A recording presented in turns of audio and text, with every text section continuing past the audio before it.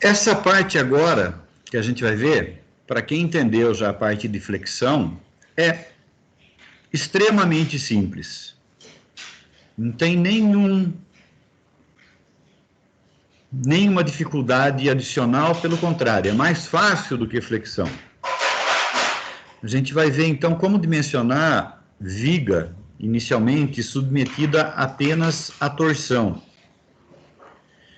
E depois, em seguida, daqui 2 semanas, provavelmente, a gente vai ver como dimensionar a viga submetida a flexo-torção. Que também não é muito difícil. A flexo-torção é mais complicado em função dos cálculos que tem que ser feito. A dificuldade realmente de manusear a calculadora, são umas continhas meio chatas. Mas fora isso, não tem dificuldade nenhuma. E eu diria que de tudo que a gente viu, o dimensionamento, a flexo-torção, para a gente é o mais importante de todos. Mas isso vai esperar ainda mais 1 ou 2 semanas. Vamos falar agora de dimensionamento à torção. Então, como a gente falou na aula de ensaios,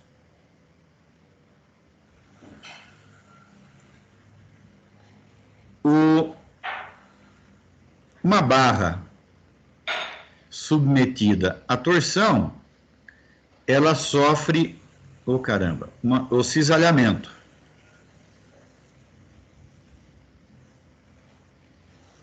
Então, se eu tiver a gente normalmente fala de barra redonda, porque analisar a torção em perfis que não sejam redondos é um pouco mais chato, um pouco mais complexo. E não é muito comum você ter perfis que não sejam redondos, ou seja, coisas que não sejam eixos, submetidos à torção. Normalmente são eixos. Vamos imaginar o seguinte, aqui atrás eu tenho um motor.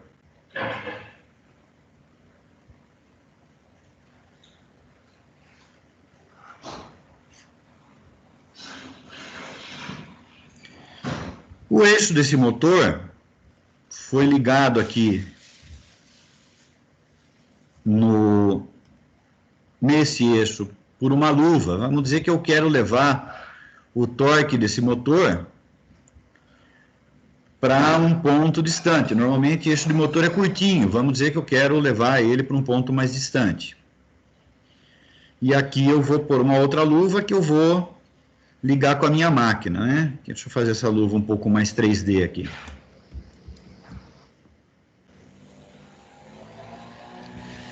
Bem exageradona minha luva aqui, mas vai. E aí, aqui vai minha máquina. Ou um redutor, ou alguma outra coisa. Então, a primeira pergunta que eu faço para vocês é a seguinte: se esse motor tem, por exemplo,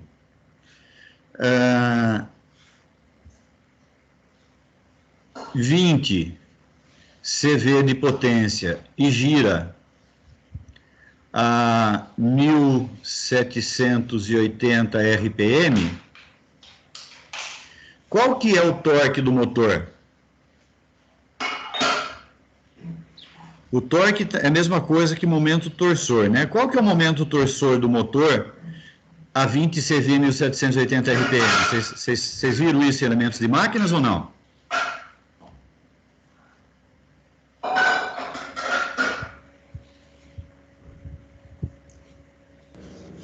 Não estou lembrado disso, professor.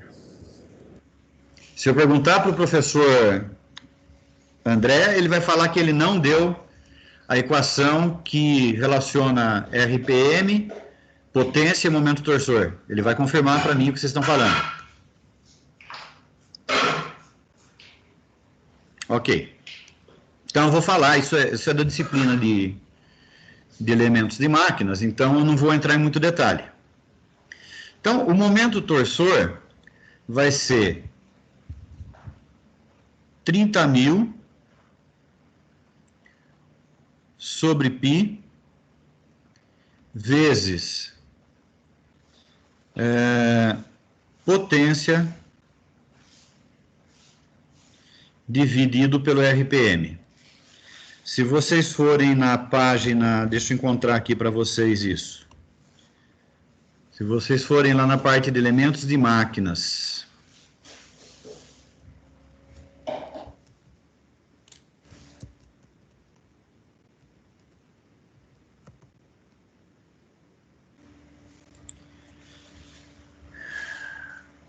a partir da página aqui, 160, vocês têm esse livro aqui?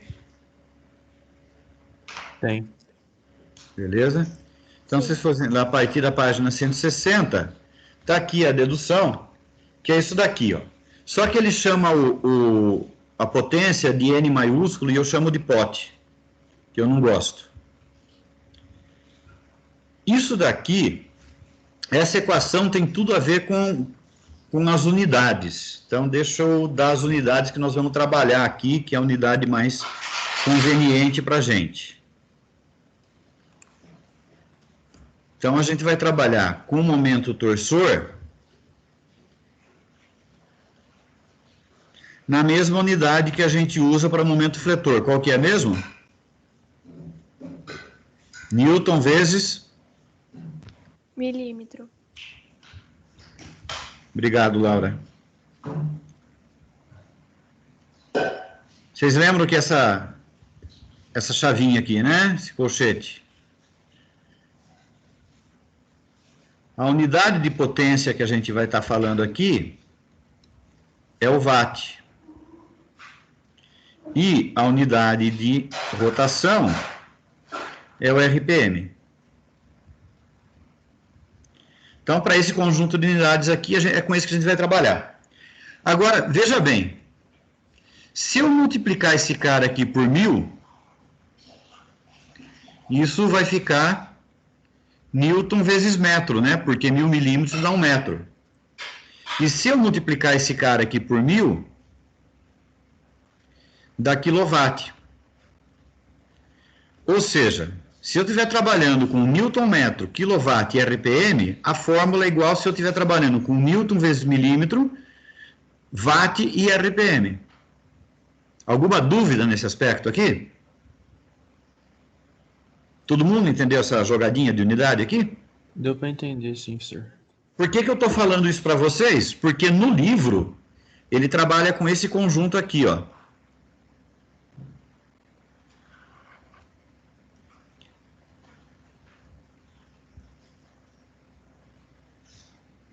E a gente vai trabalhar com esse conjunto aqui.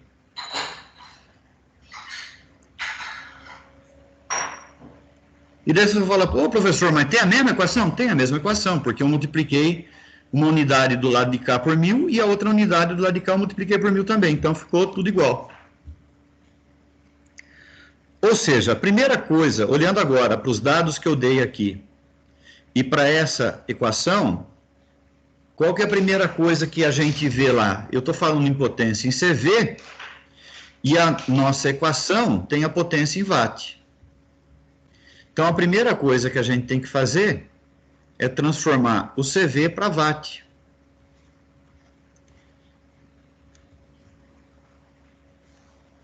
Um CV é aproximadamente 735 watts. E só para a gente ter aqui na cabeça, tem uma outra unidade parecida com o CV, que é o HP. Um HP é aproximadamente 745 watts. Se vocês esquecerem, como é que vocês fazem para achar isso daqui?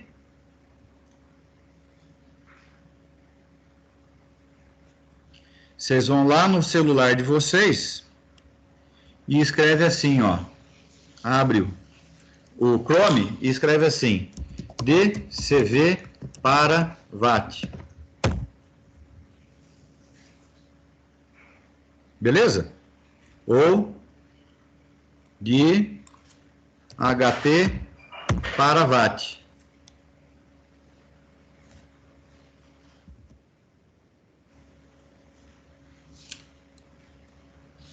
Eu acho o 5 mais fácil de memorizar do que o 6, né? Então, aqui seria 6 e aqui seria 5. Mas eu acho mais fácil memorizar assim e a diferença é muito pequena.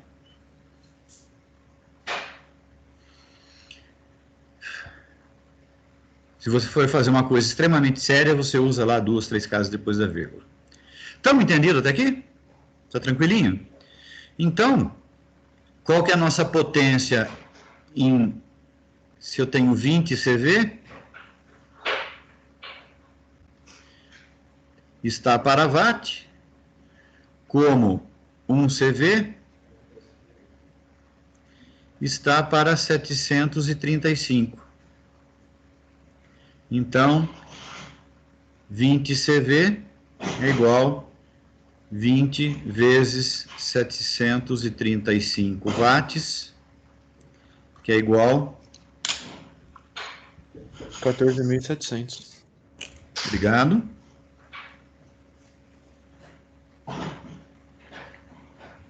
$14.700 watts.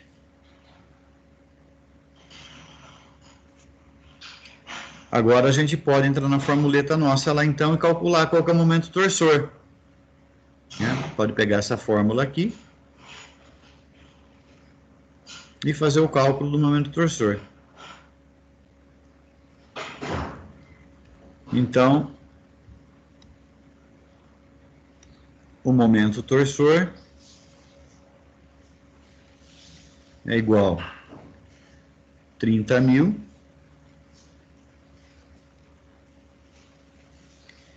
dividido por π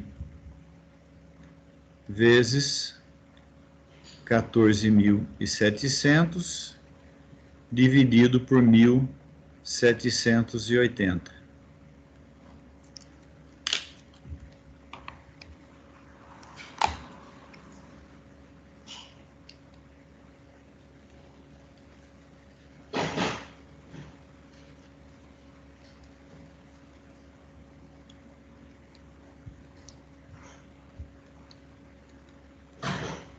$78.862.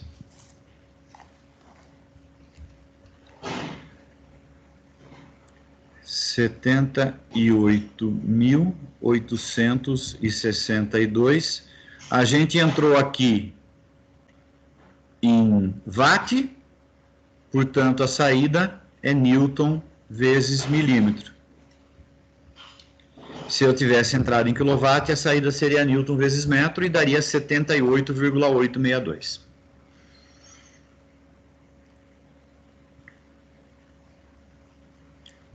Estamos tranquilinhos até aqui? Então, isso daqui eu achei que vocês já sabiam, eu tive que dar uma encaixada aqui.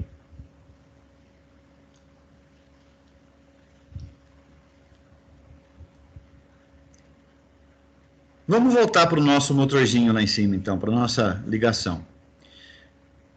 Ou seja, esse cara aqui, vamos dizer que esse motor está fazendo girar nesse sentido. No sentido horário. Eu olhando de frente para o motor, ele está girando no sentido horário. A gente vai pegar esse eixo e a gente vai fazer um diagrama parecido com aquele diagrama que a gente fazia para flexão, quando a gente ia fazer o cálculo da flexão. Então, eu vou pegar meu eixo. Vamos dizer que esse comprimento aqui seja 300 milímetros. É o comprimento daquele eixo lá em cima. Então, o motor aqui impôs um giro no sentido horário. Portanto, o outro apoio que tem aqui vai impor um giro no sentido anti-horário.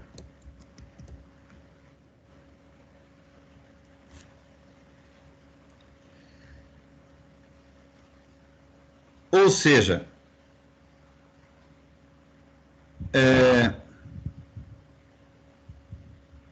quando eu olhar para esse eixo, se eu olhar de frente, Lá atrás, eu tenho um momento torsor nesse sentido. E aqui na frente, eu tenho um momento torsor nesse sentido. Portanto, se eu tinha uma linha aqui, ela se deslocou para cá. Ela se deslocou no sentido anti-horário. Se ela se deslocou no sentido anti-horário, eu vou dizer que esse momento torsor é menor do que zero. É negativo. Então, quando a gente for fazer o gráfico do momento torsor, o que eu tenho?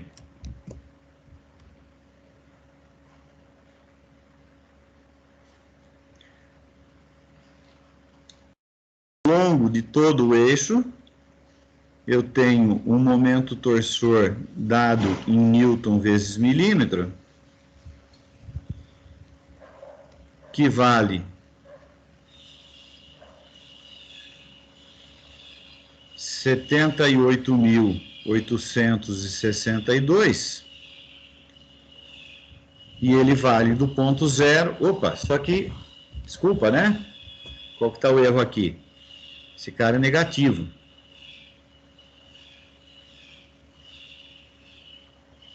Deixa eu apagar tudo e refazer. Se é negativo ou positivo, não tem muita importância, basta que a gente mantenha a coerência nos nossos pensamentos. Ou seja, se eu mantiver a mesma lógica ao longo de todo o meu equacionamento de um problema, está correto, não tem nenhuma dificuldade. Então, aqui é o 300 milímetros.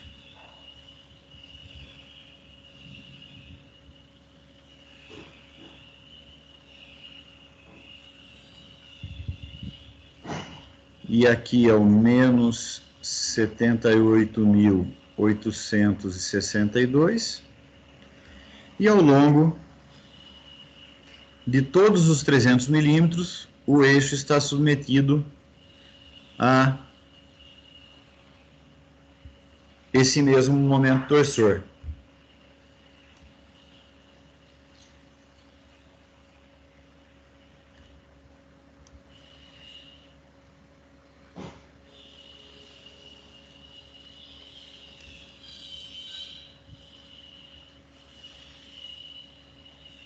Como vocês estão vendo, é muito simples. Eu posso ter uma situação um pouco diferente? Pode. Depois eu vou falar de uma situação diferente para vocês, que é um pouquinho mais complicada, mas também não é extremamente mais complicada.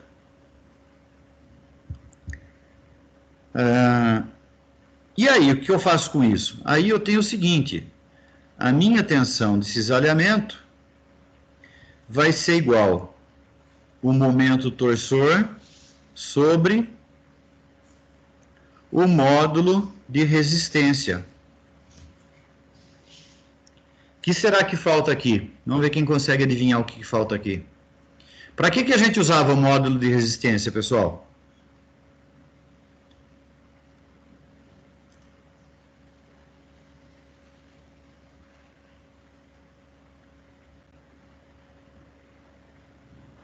Manuel, para que a gente usava o módulo de resistência?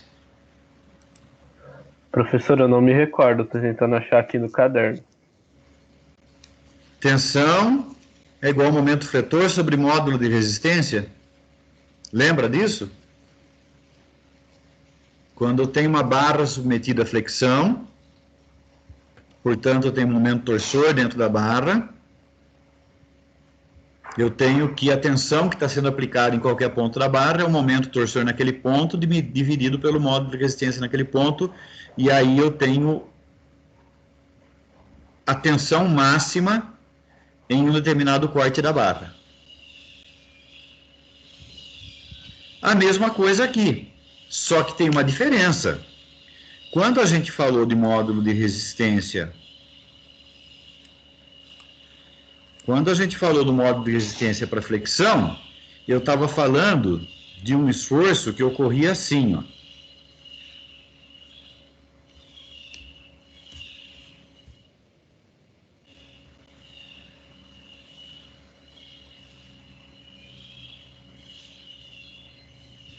eu tinha um esforço assim, e, portanto, aqui eu tinha uma compressão, aqui eu tinha uma tração,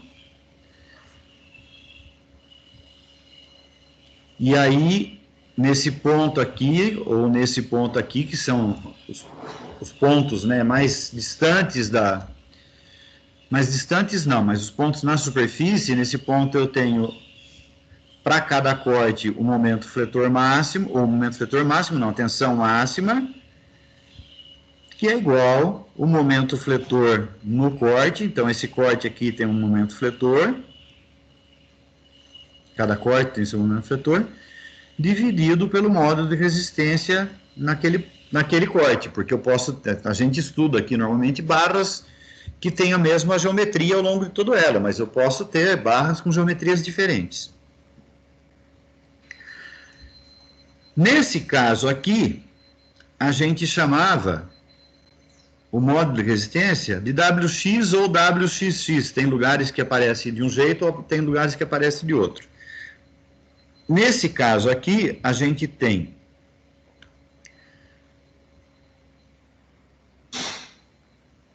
o que aconteceu aqui. Deixa eu pôr uma cor diferente, senão fica muito difícil de ver.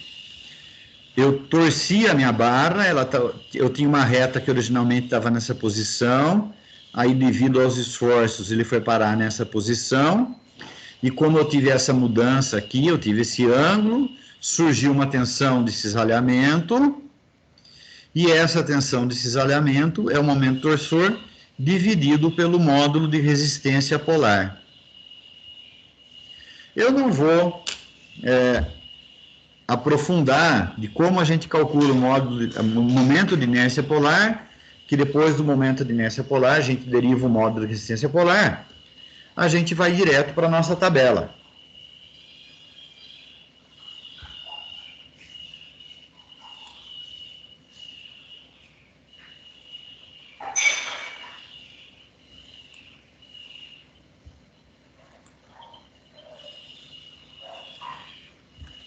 Ah, era a página 151, não é isso?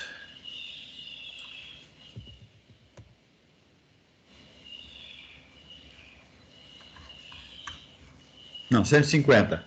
Então, se a gente olhar a nossa tabela aqui, ele dá um momento de inércia e o módulo de resistência. O X em relação ao eixo X e com relação ao polo. Ou seja, para o círculo, eu não gosto dessa aproximação aqui, tá, pessoal? Mas existe.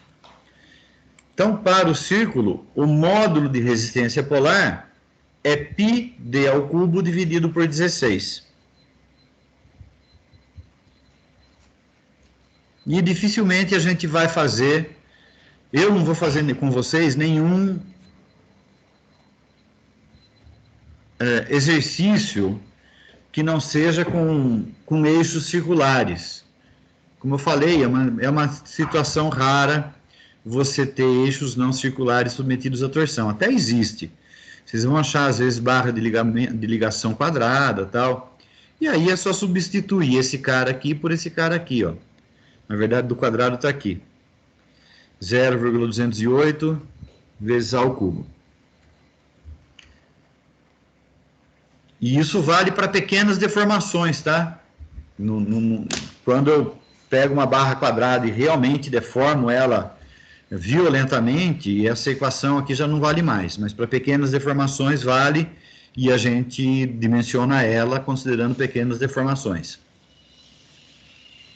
Alguém pode perguntar, o que são pequenas deformações? Então, pequenas deformações são pequenas deformações. Ângulos pequenos, menores que 1 grau.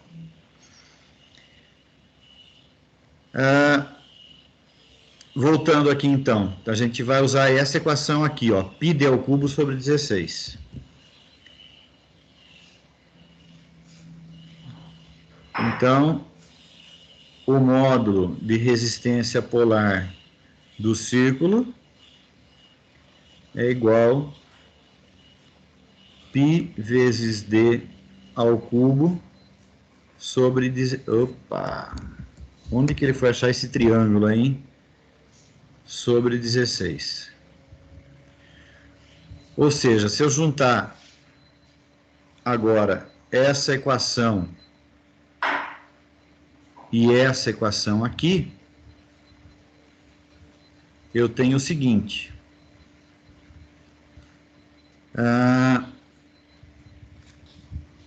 Eu vou, dessa daqui, eu vou chamar essa equação de equação número 1.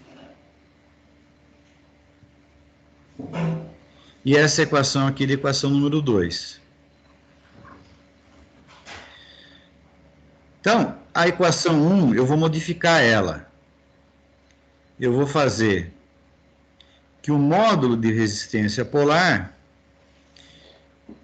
é igual o momento torsor dividido pela tensão de cisalhamento. Portanto, eu posso escrever o seguinte: o momento torsor sobre a tensão de cisalhamento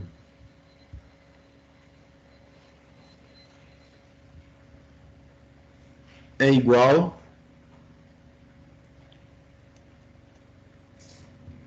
πd ao cubo sobre 16. Oh, caramba! Sobre 16, e aí eu consigo isolar o D, né? Eu fico com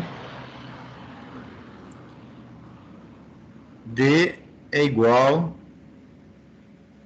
raiz cúbica de 16 vezes o momento torsor dividido pela tensão de cisalhamento vezes π. Agora eu quero que vocês olhem para isso daqui e me digam o que está esquisito, o que nós vamos fazer. Eu vou até parar um pouco a gravação para vocês meditarem sobre isso daí. Eu quero que vocês parem, pensem e me digam o que está faltando para terminar de ligar aquilo lá.